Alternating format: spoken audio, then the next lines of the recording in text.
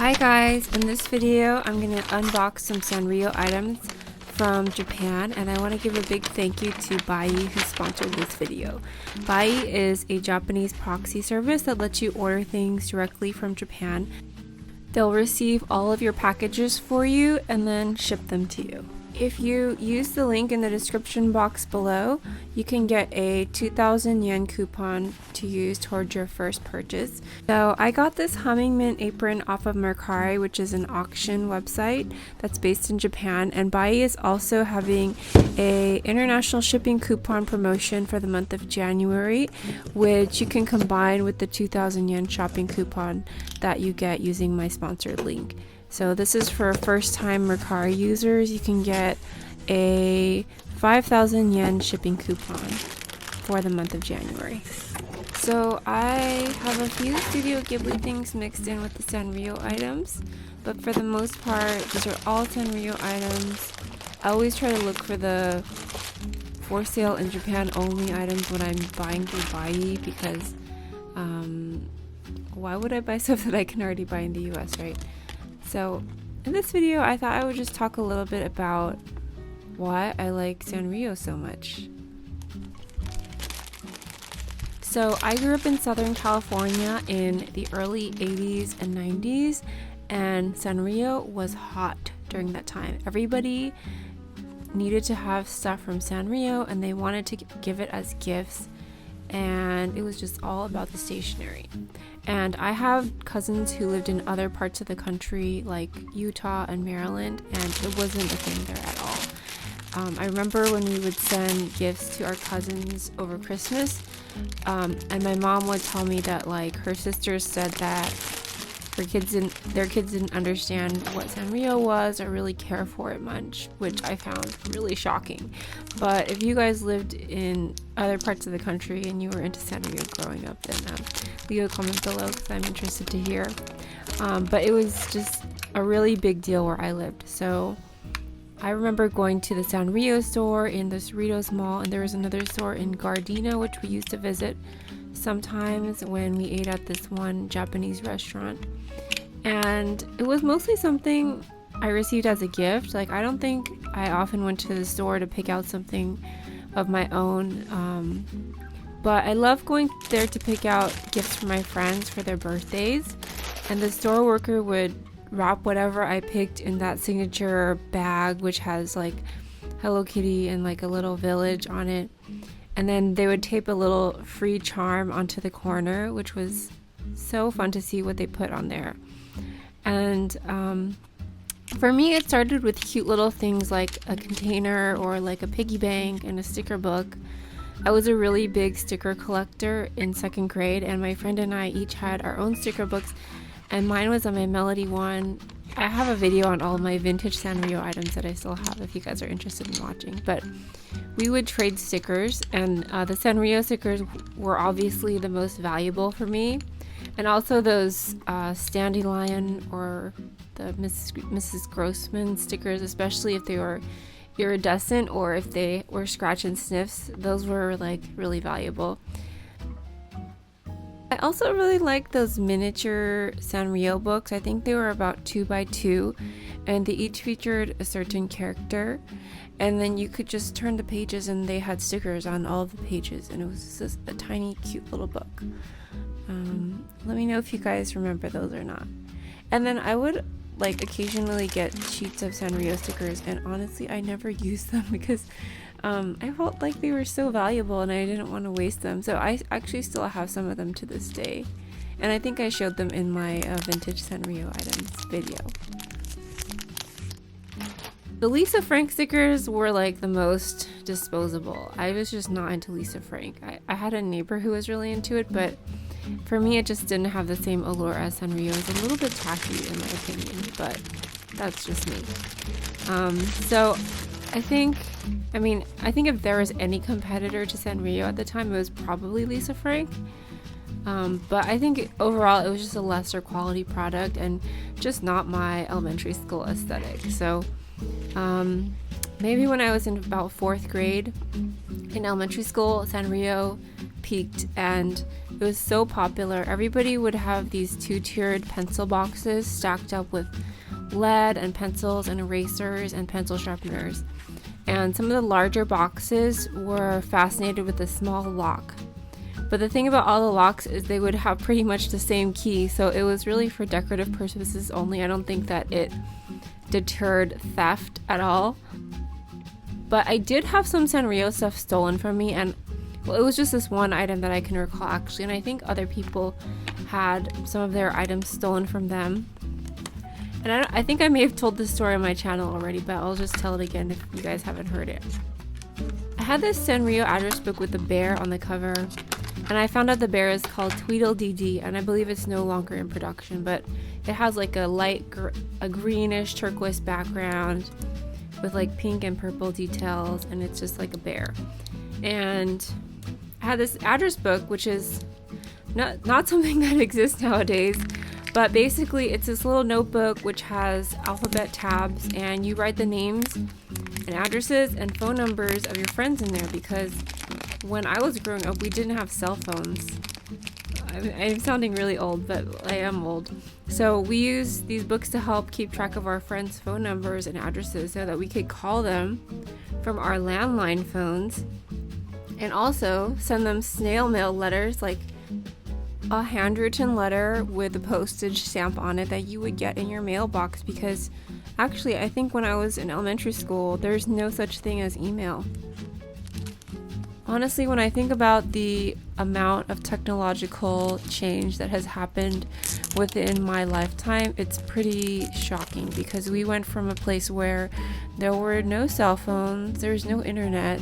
We would call people on the phone, and when you wanted to meet up with somebody, you'd have to just wait for them. There were no cell phones to text somebody that you were going to be late, and I would spend hours talking to my friends on the phone in my house, and it was connected to a landline. I didn't have cell phones. And then pagers came out, internet became more widespread, and we had AOL at home, which was a dial-up internet, which was really slow, and we would send messages to people using AOL Instant Messenger. And now, like, it's just crazy how different things are. It's a different world. So back in the old days, these address books were really functional and important to keep track of people's information. So anyway, I passed my address book around to my various friends, and they all wrote their names and phone numbers and addresses in it.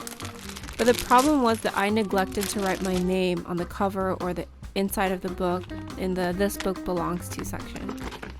And at some point I noticed that my book had gone missing, and then I spotted this girl with it, and she was saying it was hers. And so I called her out on it, and I said, nope, that's my book. And I told the teacher that she was not giving my address book back to me. And I don't really remember exactly what happened. There must have been a mini trial that happened in our 4th grade classroom, because I remember all of my friends sided with me, and they basically testified that the book belonged to me. And then there was a few other girls that sided with that other girl. And so we both had to go to the principal's office to get a final decision. And like, this was a really traumatic experience for me, because I was one of those teacher's pet kind of kids who never got in trouble. And this was like my first time ever going to the principal's office. I'm pretty sure I cried. I know I cried.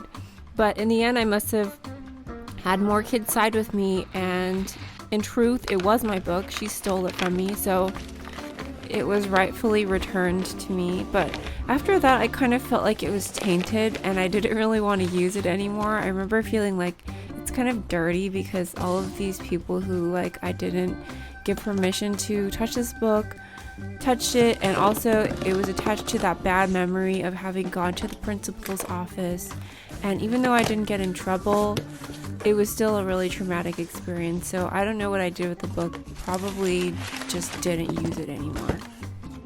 So to this day, I still vividly remember what that girl looked like, and I remember her first and last name.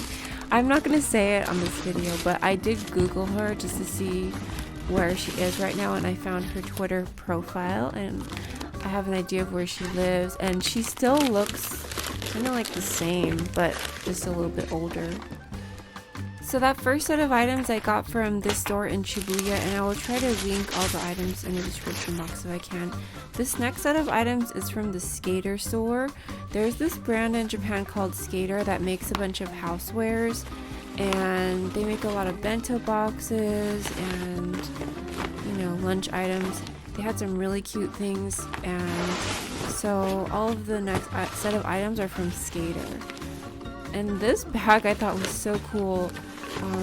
In Japan, they have the same size shopping cart at every store. So you put all of your items into your shopping cart, and they don't have the big carts. You just get like one of these portable baskets and put it into a cart, and so the basket sits in the cart. And then when you check out, the person at the cash register puts all your items into a brand new basket. So what you can do is you could bring this to the store in Japan and then have the clerk put everything into this bag, which fits directly into your basket, which I think is really cool and useful. But everyone seems to do their own bagging in Japan, so I don't know if the clerks will end up doing that for you. So this next item is a drawstring bag, and this is a bag I think that's specifically made for bento boxes. So you can just put your bento box into this bag and cinch it up, and you can probably fit a set of chopsticks and a chopstick spoon set into the bag as well. So I think this is really nice because if your lunch leaks a little bit, which hopefully it won't, it'll spill onto the bag and not onto all the stuff in your purse or whatever, your backpack or whatever you're putting it in. So this is kind of a substitute for the furoshiki, which is a cloth wrap that you use to wrap up the bento boxes. And I suppose this is multifunctional. You can use it to store your toiletry items or whatever, just other random stuff. But I think it's probably made for the bento boxes specifically. And then this I thought was really cool. This is just a plastic folder, which you can use to store your masks and a tissue pack. So it's just a nice little mask carrier. I mean, who thought that we would be needing these nowadays? But I just thought this was such a cool device. I don't really go anywhere because I work from home, so I don't have a ton of use for this, but you know, I'll just put this in my car with some extra masks. And the tissue pack is made for Japanese sized tissues, not the American Kleenex, so unfortunately it's not going to fit perfectly. And then this device, I thought this was so cool. This is just an onigiri holder, and it's just a plastic case which you can fold up, but then it folds back up flat so you can store it. And I don't know, I just thought this was really cool. We make a lot of onigiris. I make it for my kids' lunch and I make it for my husband. So I got the Sanrio one, which we can use if we like go on a picnic or something, or go to the zoo and bring our own lunch. And then I have a separate Totoro one that I got for my husband, which he could use. I may end up doing a separate demo video to show you how the onigiri actually fit into this box, but at this point I think my video is going to be pretty long, so I'll save that for next time. But you guys can just imagine it. It's like a triangle rice ball, and you can fit 3 in one box.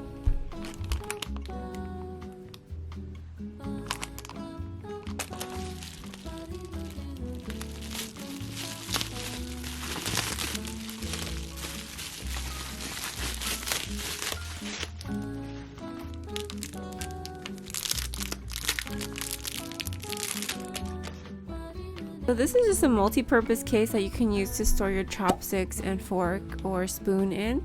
I don't know if it's big enough for a spoon, but definitely chopsticks and fork. And this one I got because I did get a Kuromi bento box before, and so I thought it would be nice to have a matching spoon and chopstick set to go with that bento box. This is actually for me if I ever need it, because I think this is an adult set, or maybe my daughter could use it when she's a teenager, because I think it's more for a big kid or an adult.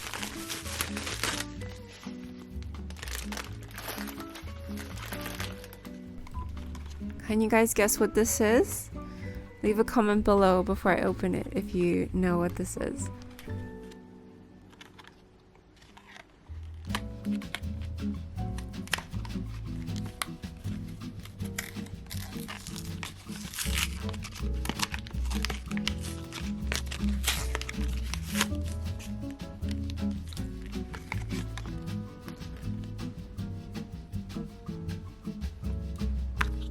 Okay, some of you are gonna probably say blotting papers, but these are actually soap leaves, which I think are so useful and cool nowadays. It would be great to take these camping or just keep them in your purse for when there's no soap.